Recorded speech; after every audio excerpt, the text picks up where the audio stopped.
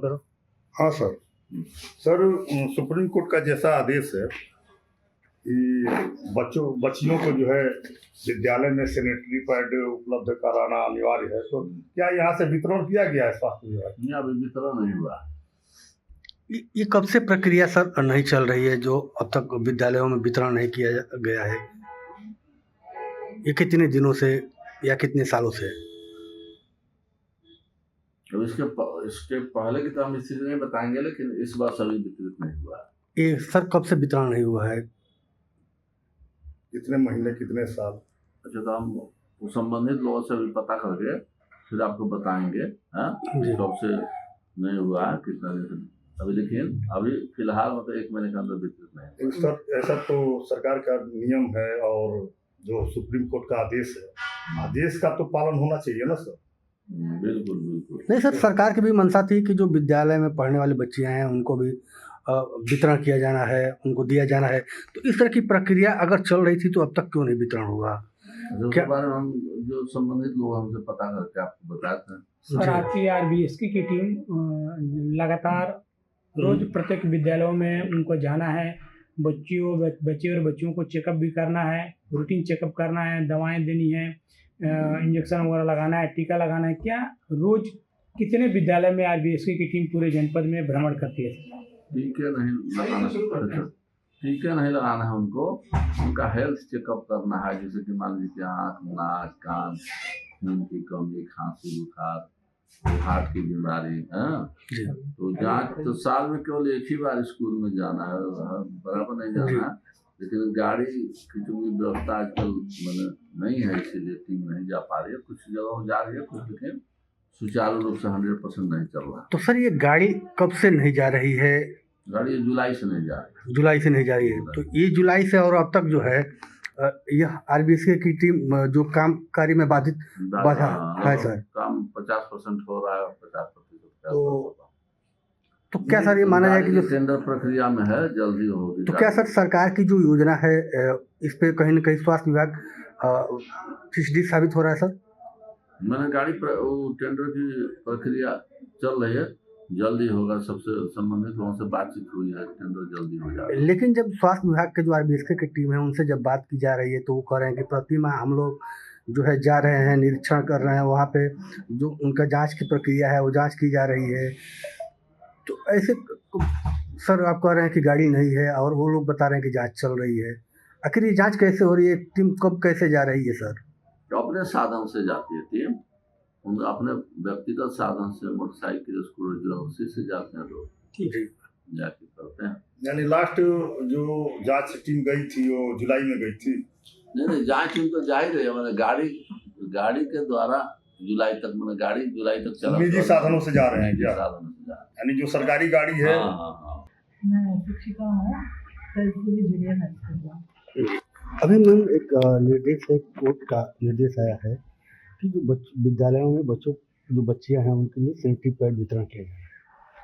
क्या है सिस्टम? अभी तक आपके यहाँ कितने बच्चियां हैं जो इनको अब तक दिया गया है? अभी तक तो सुप्रीम कोर्ट के आदेश का अनुपालन नहीं हुआ है और न ही स्वास्थ्य विभाग की तरफ से किसी ने कोई संपर्क किया है इस तरह के प्रोग्राम। लेकिन सरकार पहले भी इस तरह की व्यवस्था जो बच्चियों को देने के लिए स्वास्थ्य विभाग को जागरूक भी किया था। स्वास्थ्य विभाग कहता है कि अब बच्चियों के लिए सैनिटरी पैड वितरण भी किया जाता है। तो क्या लग रहा है कि आपके विद्यालय पर कभी इस तरह की व्यवस्था मिली क्या स्वास्थ्य विभाग से?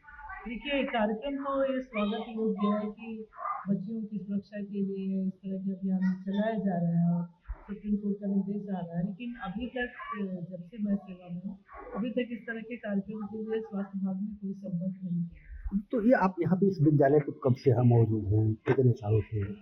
मैं इस विद्यालय पे 2015 से। 2015 से।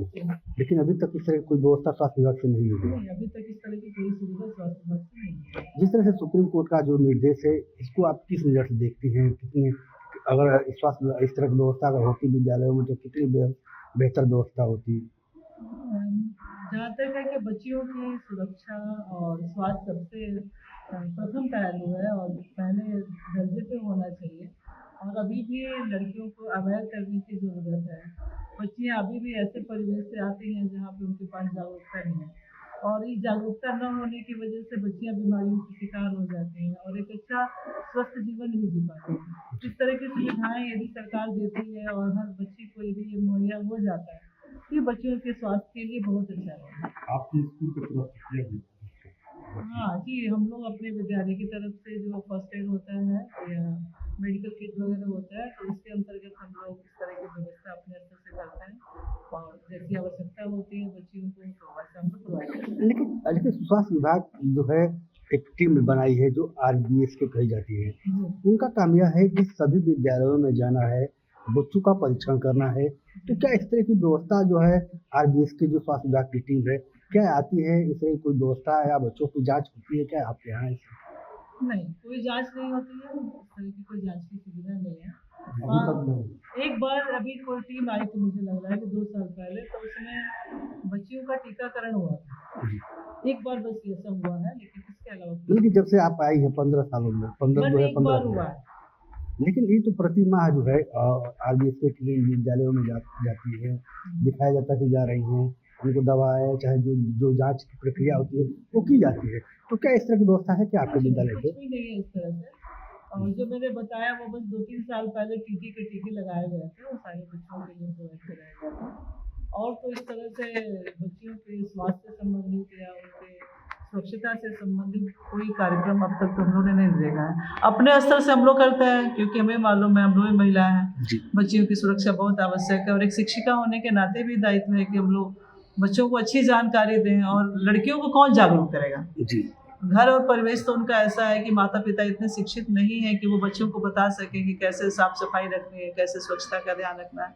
तो हम लोग अपनी जिम्मेदारी समझ के बच्चियों को जरूर जागरूक करते हैं कि स्वच्छता बहुत जरूरी है और जहाँ तक हो सकता है उनको हम सुविधाएं देने की कोशिश करते हैं। मैं पूनम कुमारी बालिका गुलाब देवी बालिका इंटर कॉलेज की प्रधानाचार्य।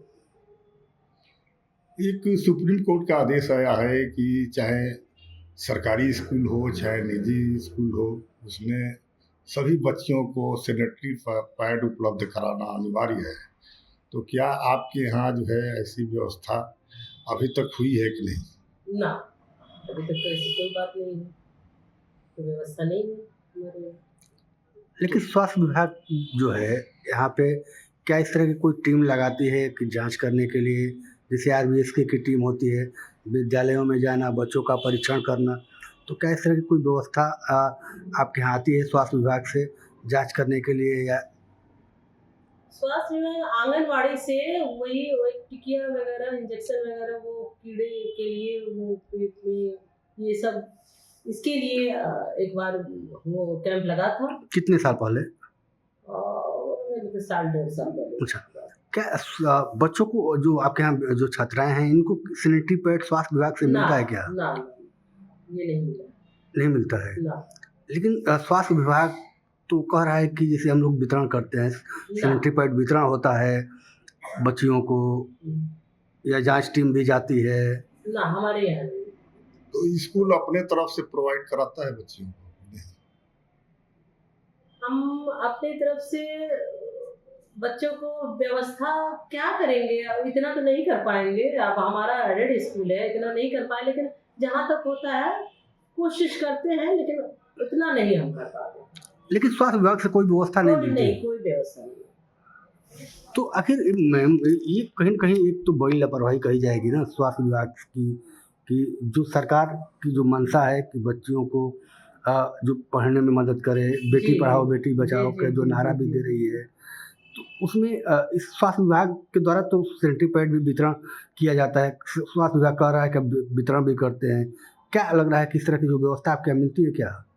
ना, हमारे यहाँ तो व्यवस्था नहीं हमारे, और हमें नहीं लगता है कि ऐसा और भी स्कूलों में होता होगा। अगर होता तो हमारे यहाँ भी होता।